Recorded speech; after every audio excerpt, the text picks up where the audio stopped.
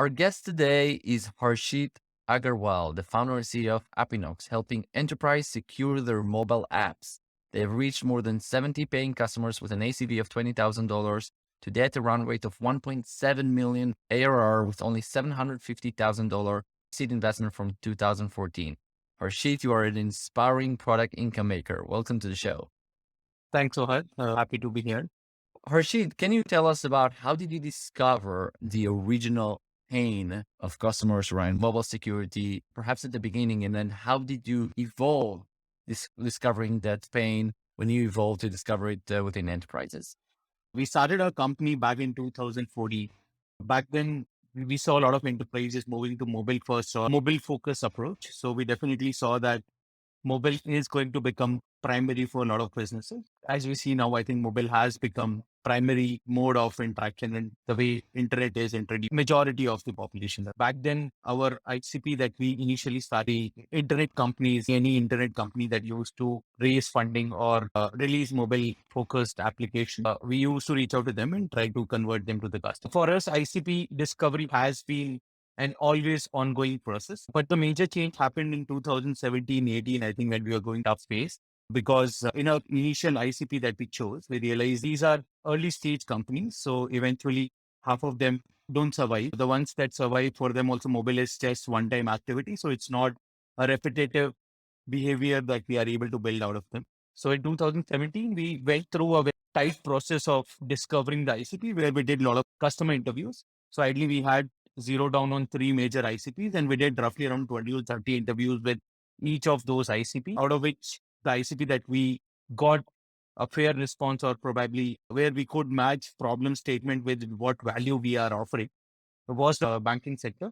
So in 2017, we zeroed down on banking as the sector. And that's where I think our journey from SMB or early stage companies to enterprise happened. Within a year, we were able to close roughly around 6 odd banks with, again, the ACV of roughly around $20,000. And within a year, I think more than doubled our revenue back in 2018, led to a conclusion that, okay, not only were we able to discover the ICP, but that validated. And then we doubled down and tried to increase that, move outside India with similar and capture more of enterprise in same ICP. And as for today, I think we are working with Fortune 500 and a lot of other ICPs along with it, MSSPs and a lot of other different ICPs that we are continuously figuring out and growing as we go to the next stage of journey. How did you discover it in the beginning? Did you happen to know early stage companies and you just introduce yourself and interview them? And then how did you discover it with banks? Was that through advisors, through introductions, by calling them up? Yeah. What was the method? So I think one of the things that worked very well for us and is still working is LinkedIn and email. We completely relied on these two activities. The good part about our kind of offering is that we can detect those issues early in this mobile apps before we reach out to them. But that does not work in bigger enterprises because then if you're interacting with CISOs, we can offend them as well. But at least in early days, what we did, I'm talking about 2015 to 2017, was that we used to find security issues, applications, and reach out to their co-founders, CTOs, ideally, and tell them that your mobile app is vulnerable. And ideally, you need a platform like ours to keep it secured as you're releasing more and more versions of a mobile app. CISOs, the way we reached out, LinkedIn worked out for us. We reached out through LinkedIn. Initially, it was challenging. I think we reached out to roughly around 70 to 80 CISOs in our ICP, and we just got response from 5 to 7 of them.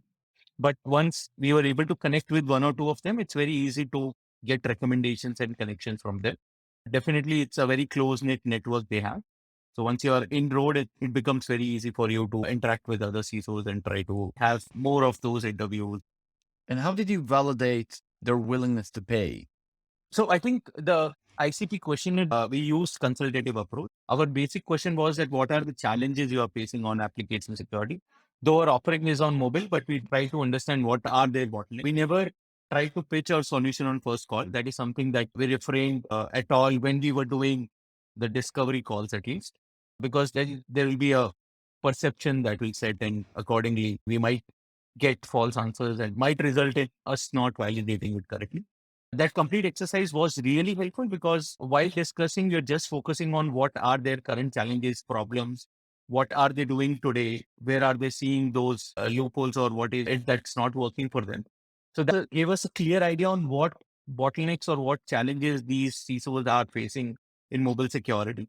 And that is something that we transformed as our messaging on our website, emails and all, as we proceeded further to create different channels of GTM and all. And that is something we picked as a marketing message and try to replicate that, try to grow over and above that. So that approach really helped for us to ensure that we get clarity on what are those bottlenecks. And then later we used to do a mapping between what challenges they have and what offerings we have. And can we really solve it with what we have in hand? The second con subsequently was about how Appknox can help them. And a lot of them saw a value over there. So it was easy win for us. So closure times are higher when we move from SMB to enterprise. Overall deployment time or enabling or making a product ready for enterprise also took us almost 6 to 8 months. They wanted SSO and few other enterprise specific feature that we didn't have. And none of the SMB actually asked for it. Let's talk about distribution, sales, and marketing. But before that, let's just review the metrics that you're currently at. So I believe you're at 1.7 million ARR, with 70 something paying customers, roughly on average paying $20,000 per year. Is that? Yeah, that's right. So you mentioned that churn is only in the single digits. Is that correct? Yeah. So it's in 1 to 2% per year. And our NRR is upwards of 100%. So net dollar retention is upwards of 100%. Yeah, not dollar retention, sorry, 100 and what? 101% ideally, because we measure it on monthly basis. That's the average of last 6 months. We have been at upwards of 100% since almost last 1.5 years in NRR. So yearly NRR is 110%. Is that correct? It's roughly around 103%. Yearly or monthly? Yeah. Yearly. Okay. And so with such a nice retention and low churn, what are you looking at in terms of lifetime value at CAC ratio? Roughly is $2,200. And the recovery period is only for 3 to 4 months. So within 3 to 4 months, we are able to recover our costs. Overall, I think it's looking very strong for us. It's only about adding more of these enterprises as we scale up. We don't have major churns in any of these enterprises. I think most of the churns that we are seeing are also in the lower segment of customers because they are not our ideal ICP as well as we are scaling up and growing. And that is a good churn to have. Great. So can you share with us what's working in terms of distribution and what not being working? You talked about emails and LinkedIn, but perhaps other channels. So I think LinkedIn and email is something that we started with, but eventually inbound became a primary channel. Since last four, majority of our leads that we have generated have been through inbound. We have progressed into becoming a more inbound dependent channel, and outbound has depleted to almost zero up to late last year. I think early this year we started doing outbound again. So we have picked up our LinkedIn and outbound email as another channel. Apart from that, one of the channel that has been very effective for us is a distribution or reseller channel, where we look at managed security service providers who are already selling a lot of product offerings around different other cybersecurity areas. For them, upselling or cross-selling Appknox is just another product that they're adding with similar ICP, similar customer segment. So we try to onboard more of these MSSPs, and that's overall has been very effective channel. In cybersecurity specifically, I think the behavior, there has to be a trust between the company that is acquiring you and the partner with whom they are acquired with. And with that trust, I think they can enable or they can onboard another OEM. So we just try to be with those MSSPs and try to enable these enterprises for automated security testing along with them. And for these OEM or these MSSPs also, the benefit is that they can further sell their services and a lot of other things over and above our platform. So there is more value add for them also. And it's easy to get into offering that we have. So any new sales also, if they want to do a reach out to new account, we can be an entry point for them and then they can cross sell and upsell a bigger platform where ticket sizes are upwards of $100,000. So what are you willing to offer these channels? What are they getting out of it? Is it a percentage of sales? Is it some upfront fees? So the way channels was that it's basically a co-work environment that we have created where we generate leads for them. We do marketing, we do webinars and all with them. We try to create leads for them and then we help them close those leads. Any of the channel partner ideally makes nearing 30 to 40% as profit margin for any sales that happen. And that itself motivates them to do more and more sales. As I mentioned, one of the good point that Appknox has is that it's very easy for them to pitch in and get it with a lower ticket size of $20,000. And then they can look at selling bigger offerings that they have of 100 to $200,000. So that creates a good entry point for these enterprises, get started, set their foot in, and then try to increase their business from these bigger banks, enterprises that ideally we are chasing in the region. And I think the third and most important is that they already have a working relationship with the CISOs in those regions. So it's very easy for them to just reach out to them and tell them that, okay, there is something around this. Do you want to try? And post that, I think we have a system where once the POC is in, we have a managed process where it goes through a very managed POC channel to their sales rep. Then we help them make sure that we convert them together. So with that kind of support, it becomes very easy for them to just initiate that first level of connection and try to build that. And at the end, just get the check sent. So I think these are two things where channels majorly come into picture. So they make 30 to 40% of your ACV for the first year, all year. All years. And ideally, we work with them is that we give them 30% discounted price on what we are selling to the customer. So they make the 30% by selling it at a price. So they sell it at the price you would sell it, but they pay 30% less. Yeah. And are you literally billing the channel, or are you billing the customers and then paying them a fee?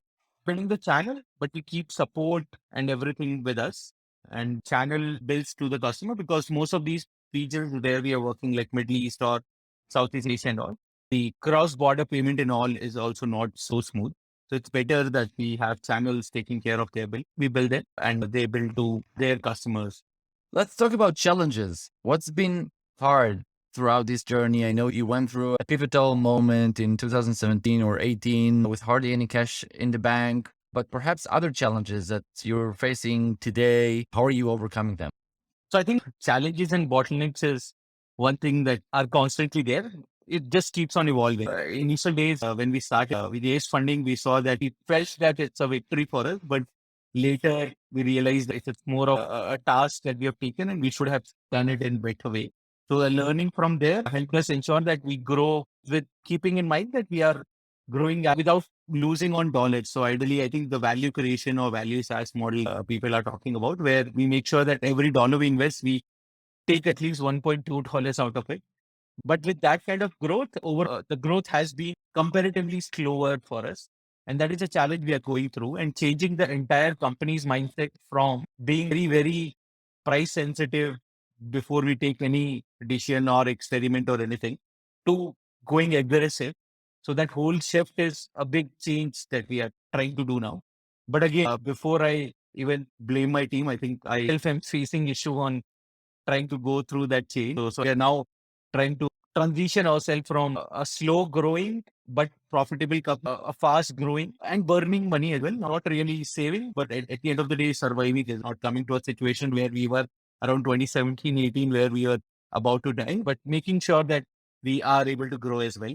That whole thing is a big change that we are trying to go through now. We're still figuring out how we should do that and go ahead with that particular change. But I'm sure, I think that is something that we'll again fight back, figure it out as we have done earlier. Apart from that, I think we are also trying to grow in few of the regions. We have been one of the players that has built our niche leadership, but still, I think there are countries where we are not at all present, especially countries like US or Europe, where we have some presence, but I think it's not significant. We are trying to figure out, struggling with how exactly we should do that, learning as we speak.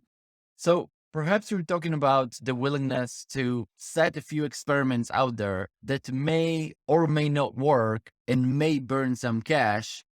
But Yeah. hopefully, if you set enough experiments, then two or three of these daring experiments will create the level of growth that will be kind of a hockey stick Yeah. and not so much of a conservative growth. So if you can share with us, maybe here is one crazy idea or one experiment that you're perhaps considering and deliberating on doing, which may or may not work.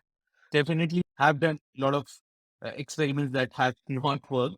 A few have worked. For example, in SaaS, generally we have this competitive pay that most of the players have. They say Appknox versus ABC, Appknox versus XYZ. So we tried creating something similar, but we realized that we did not realize that it had backfired from some of these bigger enterprises by getting a notice from there where I think we could not really name them on our website and how we are better.